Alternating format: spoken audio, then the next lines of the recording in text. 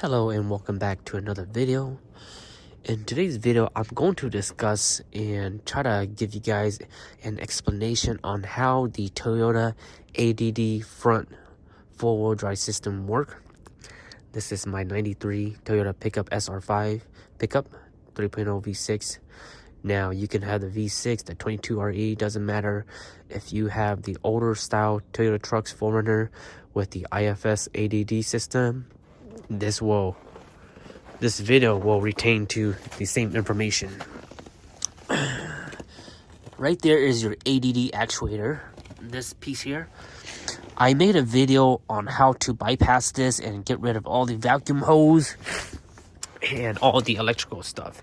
So make sure you guys watch that video if you guys are interested in doing that modification. So let's go ahead and explain how it works. Once you understand how it works, you'll know if you want manual hubs, auto hubs, or if you want to do the ADD delete that I'm referring to. Okay, so let's start from the T case. Your T case, when you shift into four-wheel drive, let's start this way. Your T case gives power to your dry line. Your dry line then gets power to your differential, which will then give power to the CVs, and then that transfer to your wheels. All right, so let's take a few steps back and let's start off with the front wheels. So your front tires if you have ADD, the automatic lockers, which locks your tire to the CV axle constantly. Whenever you're driving, as long as this wheel is moving, since it's locking to the CVs, your CVs are constantly spinning at all times, regardless if you're in two-wheel drive or four-wheel drive.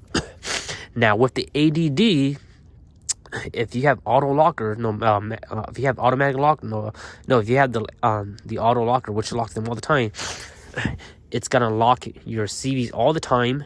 And if you have the ADD, the way it's set up from the factory, the ADD is meant to connect both CVs together. So when you're in two-wheel drive, that shift fork, it disconnects the CVs.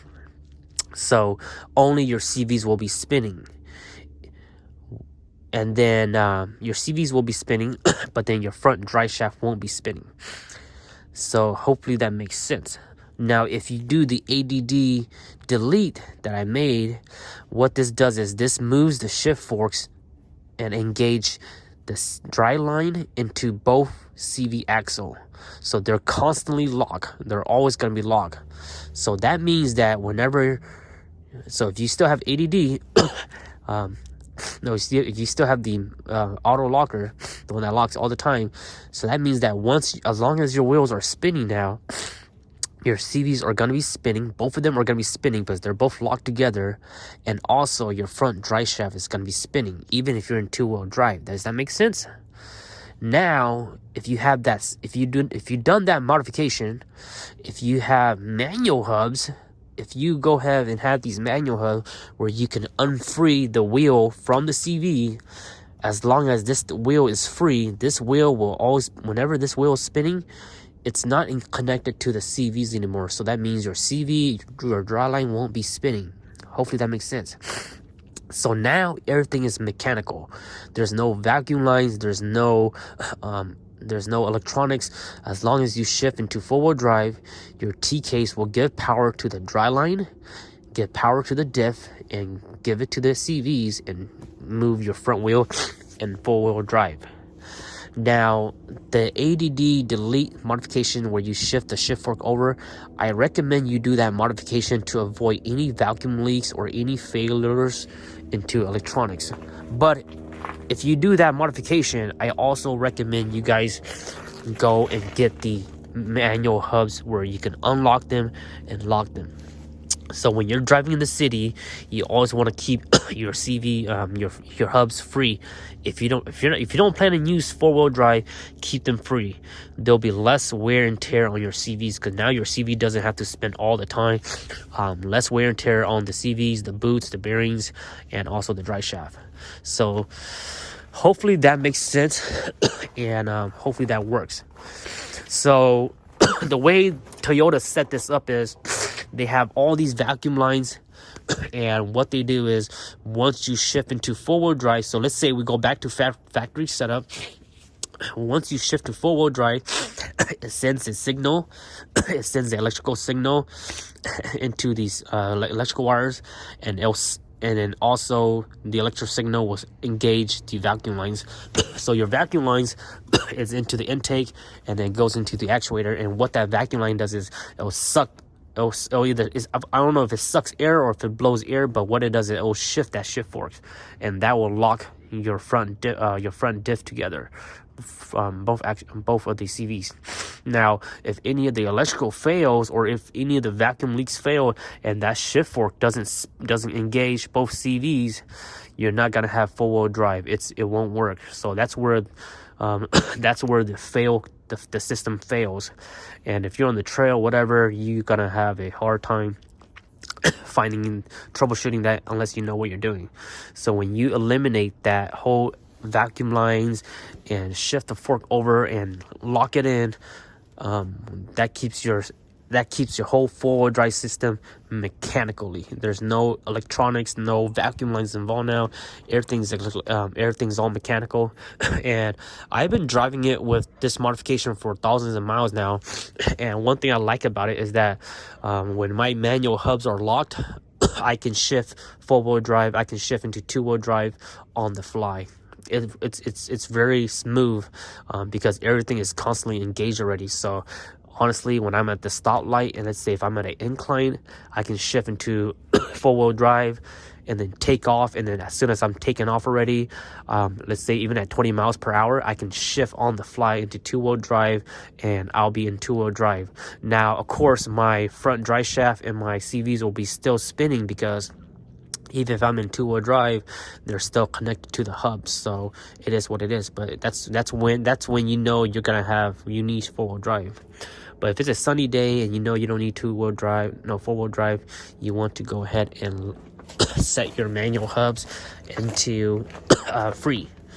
But let's say you don't want to go ahead and delete the ADD system. You don't want to go ahead and delete the vacuum system and the whole electronic system.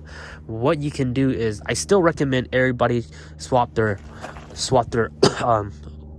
full-time lock to manual hub. I recommend everybody have manual hubs. It's so convenient.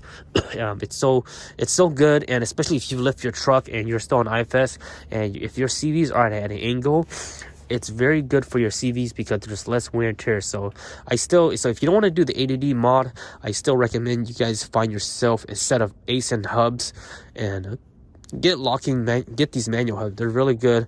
Like I say, it puts less wear and tear on your CVs, because when you don't need four-wheel drive, you set them to free, and now your wheel hubs are not connected to any of your driveline systems. So if you don't want to do the ADD, at least go ahead and get yourself some manual hubs. They're really, really good, and they're really easy to work on. They're super fun to work on too. So hopefully this helps, and hopefully this helps you guys understand how the four-wheel drive system works, because I know a lot of people get super confused when it comes to the whole differential and how the differential works and stuff like that. So we'll go ahead and recap real quick.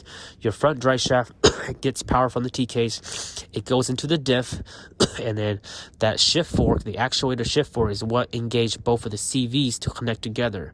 If they're not connected, you won't get four-wheel drive. So you got to make sure your vacuums are working, your vacuum system is working nicely. If you want to go ahead and delete that, you can shift the shift forks in the actuator to lock both of the CVs at all times. But when you do that, your CVs are constantly spinning if you have automatic lockers or locking hubs all the time. But if you go ahead and have manual hubs, then there's a big plus to that. So hopefully this makes sense to you guys. And again, deleting the ADD system is super easy. You really clean up your engine bay. If it wasn't deleted, there'd be all the electronic solenoids right here, and there'd be more hoses going here, more hoses going into the actuator, and you will also have a little vacuum canister right here. So by doing the ADD, I recommend it.